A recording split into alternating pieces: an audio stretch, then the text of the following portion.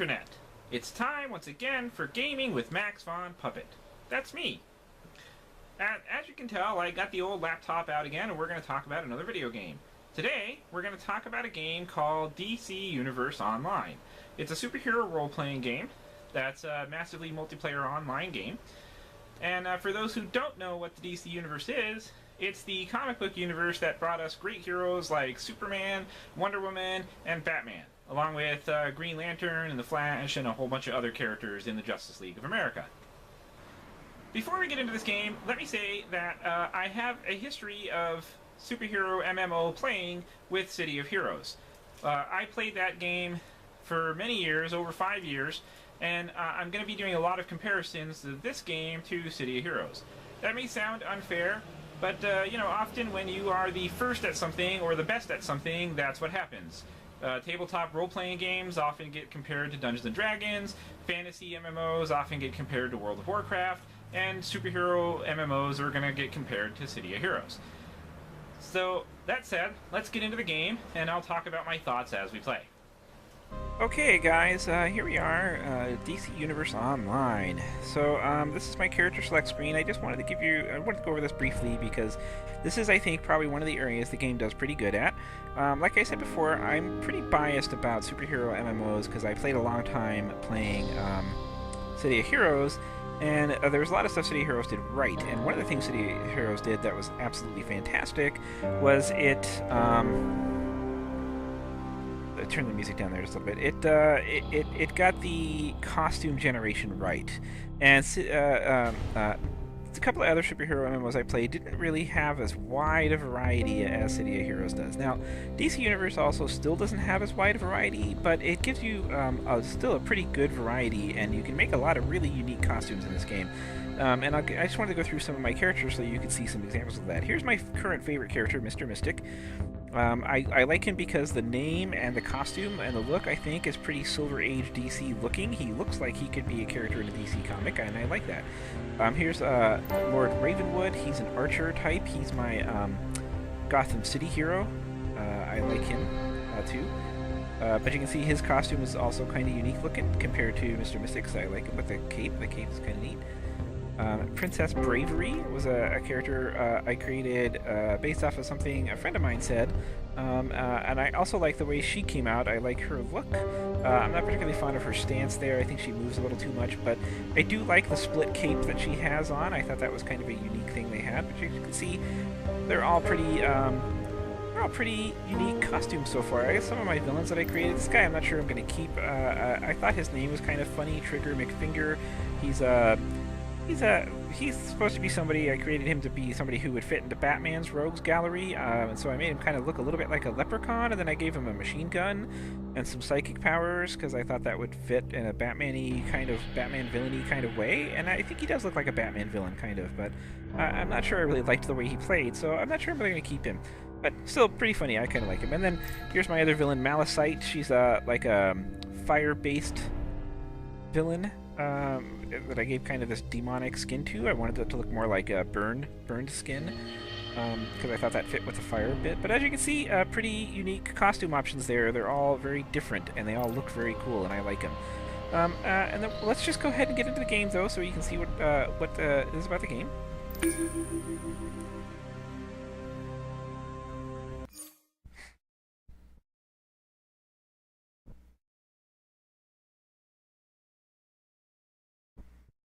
Black Adam there for the loading screen. I'll probably cut some of this out so you don't have to sit through all the loading going on.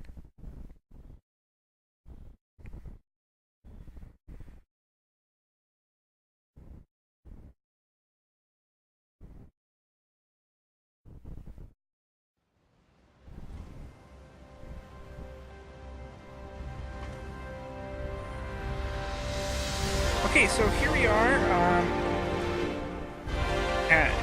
in Metropolis. Look, there's an advertisement for the Green Lantern Corps over there. That's actually kind of cool. I've never seen that before. I'm at an opening for a mission, which I'll probably get into in a minute. I do want to show you some other things about it. I really like the way the city looks. I like the damaged effect. The storyline of the game is that the city is being attacked by Brainiac, and you can see one of Brainiac's ships in the background over there. So here's my character flying. I really like the way this looks. I like the way... I like the look of the game. Overall, the look of the game is really fantastic. The city looks really good. It's not realistic, but it's not cartoony either. It's very comic booky in its appearance. It looks like a place that would have been... It looks like Metropolis as it would appear in the city. You can see there's smoke coming over there from some other fight. There's one of the Brainiac spaceships that's going on. And it's pretty cool. I like the way it works. The gameplay is also pretty nice. I like the way the game works. Let's go ahead and move around so you can see some of what's happening. One of the cool places to go. Let's head over to where that smoke was. Where was it? Oh look, there's another one of Brainiac's ships. I'll head up there. It won't actually let me go into Brainiac's ship, but I'll head up there so you can actually see what it looks like. I kind of like the way it looks. But it's like, you know, that's gonna take too long. We're not gonna go up there. But it's you can see the Brainiac ships are all over the place. Like they're surrounding the whole city. They're looking around all over the place. I like the pose that he's got while he's flying right there. It looks very comic booky superhero, which I like it a lot. So there's some combat stuff going on down here. I'll show you that. We're gonna get back to my mission in just a minute here, but I just wanted to show you. Look. So there's like stuff happening down here. There's other players running around down there, getting stuff happening. You know, taking on missions and doing stuff. I think I already did this particular mission, but it's pretty cool. Overall, it's not a bad game, and the look, I think, is probably the thing I like the most about this game. It's got this really great, iconic look to it that it doesn't make you feel like you're playing in a cartoon, but it does make you feel like you're playing in a DC comic book, which I really like. I think the gameplay does a good keeping up with that, with the look.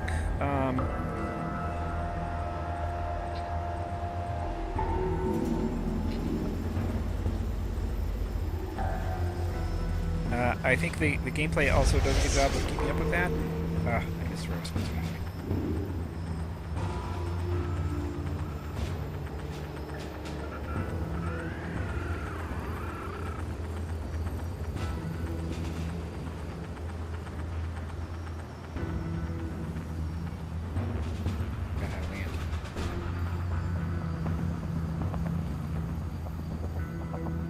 So anyway, we'll go into the mission here. And while we're waiting for that to load, I'm going to get into... oh, that didn't take too long to load at all. So one of the things that I'm going to get into is that I dislike about this game is the overall game story. And this is where I think the game fails the most. When I'm playing a superhero RPG and I'm creating my own superhero, I want the ability to be able to create my superhero, everything about my superhero. The costume, his secret identity, his powers, and most importantly, his background, his origin story. How did he get those powers, right? This game doesn't give me that option. Summon my little guy there. And start taking on this guy.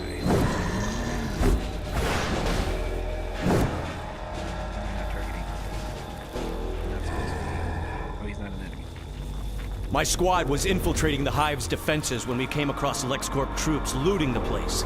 They fired on us and ran. We gotta round them up before they cause more trouble. You can start with that guy over there. He should come to any minute. Okay. So it's giving me an option to accept this quest, which I will take. We'll start with this guy over here.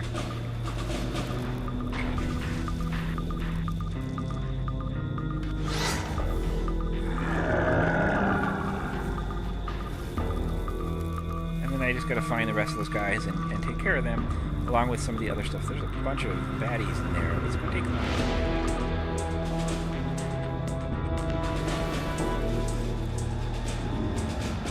Sting them!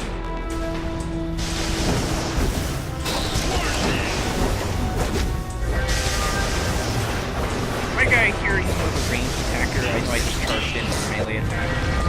I mostly just give you a close look at what the bad guys look like. I dig the way that they use a lot of the I like the way combat in this game works.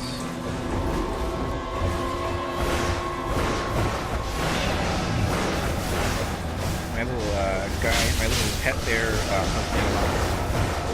Being a ranged attacker, I'm not sure the best at melee combat or the best with hit points, so my pet there does push through, and that takes a lot of damage on the inside. So there's a little bit of an example of combat. One of the things I think this game doesn't do very well in terms of combat is my auto-targeting doesn't work super well. I have to be facing forward, which kind of sucks. Now, back to what I was saying before, where I think this game fails the most is in the background. So, in this game, Brainiac has attacked some version of Lex Luthor from a parallel future where Brainiac wins, comes back to warn everybody, and he's done that by giving a whole bunch of people around Metropolis and Gotham superpowers, and they become superheroes and supervillains, and that allows you to make your character. The drones kept interrogating me and then, about exobytes. Brainiac kidnaps all of these people, and you end up on board Brainiac's ship at the beginning of the game, and you have to break out of the ship, and that's how that works. And so you don't get the ability to write your own character background. I realize if you're role-playing,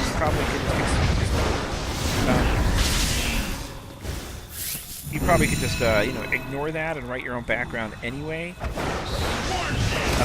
But in terms of the game world, it doesn't really work that well. And I just dislike not being able to put my own stuff, my own background, I would say. So as a result, what happens is when I'm playing this game, the exobytes by any means necessary. What happens is when I'm playing this game is I feel like what I'm doing is I'm playing a Hive mind character in a transmission. massive Ensure neural devices always function at optimal parameters. I feel like I'm playing a character in a massive DC event crossover. So like all their comic books have this massive crossover event where Brainiac invades the world, and I'm playing a character who's a minor background character who may possibly at some point get his own comic book that'll last about 6 issues before it gets canceled for nobody's reading. And that's who I'm playing. That's who my character is. And it's not a fun feeling. Like, I don't like feeling like my character is nobody or not an important character in the universe. And whereas with City of Heroes, the setting was more open-ended, there wasn't one big massive storyline like this one, and so I didn't feel that way with my character.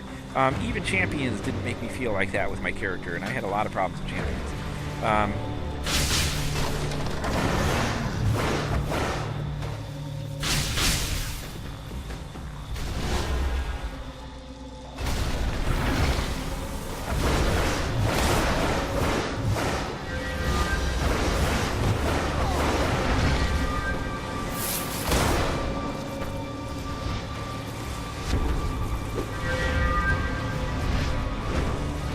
When Luther hears about this, you're going down.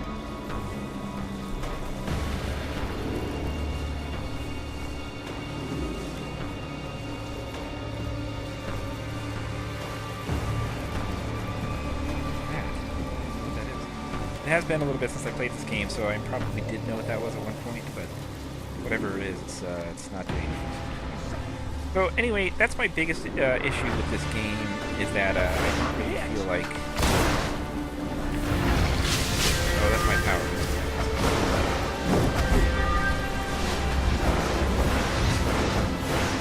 So yeah, that's my biggest issue with the game, is I just don't feel like it did enough to make me feel like a unique person. Everybody knows you're working for Star Labs. However, that said, as a free game, it's pretty good. The combat system works out pretty well. I don't dislike it. It's hard to say I really like it. It's a little wonky in some cases. It's not exactly what I would call user-friendly. It's not difficult to figure it out, but the way your powers work are a little weird. Some are bound to mouse clicks, and some are bound to keybinds, and it's a little awkward. But overall, it's not bad. It's a decent game. It does everything it's supposed to do. They never stop. And it does a pretty good job of it. The science police are in Star Labs' pocket. Show them who's boss. So, yeah, that's really basically all I want to show you. It's a decent game. For free, I'd say it's worthwhile playing. I haven't given up on it, and I'm probably going to continue to play it for a little while. I do like my characters that I've created for it. But like I said, I think my biggest complaint with it is the background story, the lack of freedom I have with my character in terms of that. You know, it's kind of neat that I get to fight alongside guys like Superman and the Flash. But again, I feel like my character is second-rate compared to them, which I didn't feel in games like Champions and City of Heroes. So that's the biggest downside to this game. The combat system's a little wonky and takes some getting used to, but once you get used to it, it's not too bad and it works okay. And the power selection system is also a little weird. It's not intuitive as to exactly what it is you're getting. But the way they designed it so that it's not class-based. They didn't want to limit you on what you could do. So if you wanted to be a melee fire guy, or a blaster fire guy, or a tech fire guy, you could do all that and pick those. So you could pick what like special effect your powers had, and then pick like how your powers worked. And once you figure that out, when you're making your character, it makes making your character a little more easy in terms of the game. And so it's like I said, a little awkward. They could have done a better job describing some of these things when you're making your characters. I had to go through a couple of characters before I figured that out. And then eventually ended up with this guy, who I really like. He's got magic-based blasting abilities, and I like that. I'm having fun with him, and I'll continue to have fun with him, and I'll continue playing the game. And that's the important part. It is fun. I wouldn't pay a monthly fee to play this game. I don't think it's worth that. But it's a free game, and for free, I'll play it. And that's really all I got to say about DC Universe Online. Okay, so there you go. In summary, I think that for a free MMO, it's not bad. It's got its strong points. It's got its weaknesses. Overall, I wouldn't pay monthly to be in it to play this regularly, but you have that option if you want to open up all of the things that are available to it. But for a free game, it's not too bad. It's kind of fun, and I'll probably continue playing it for a little while longer. And that's it. Until next week, keep playing games. Bye!